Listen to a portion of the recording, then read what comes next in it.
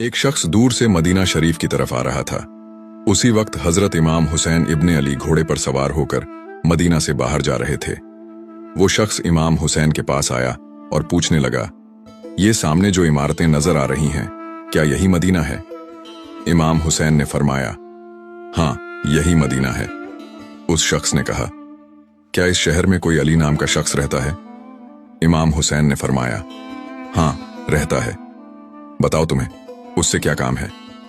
उसने गुस्से से कहा, मैं आज उसे कत्ल कर दूंगा, क्योंकि उसके बाप दादा ने हमारे बाप दादा को बहुत सी जंगों में मारा है। आज मैं उससे अपनी दुश्मनी का बदला लूंगा। फिर उसने पूछा, तुम्हारा नाम क्या है? इमाम हुसैन ने फरमाया, मैं हुसैन हूं, अली का छोटा बेटा। जिस अली को तुम मारने जा रहे हो वह मेरे वालिद हैं।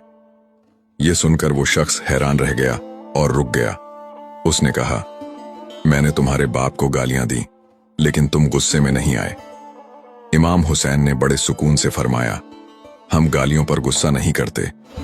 मेरे नाना रसूलुल्लाह सल्लल्लाहु अलैहि वसल्लम का फरमान है कि जो गाली सुनकर सब्र करे वही सच्चा सब्र करने वाला है। यह सुनकर उस शख्स का दिल पसीज गया और बोला, मैं अब मदीना नहीं जाता। इमाम हुसैन ने मुस्कुराकर कहा, नहीं, जरूर जाओ, लेकिन पहले यह बताओ, क्या तुम किसी से लड़कर आ रहे हो? गुस्से में हो या कोई परेशानी? अगर भूखे हो तो आओ, मैं तुम्हें खाना खिलाता हूं। अगर कोई घरेलू मुश्किल है तो मैं उसे हल कर दूं।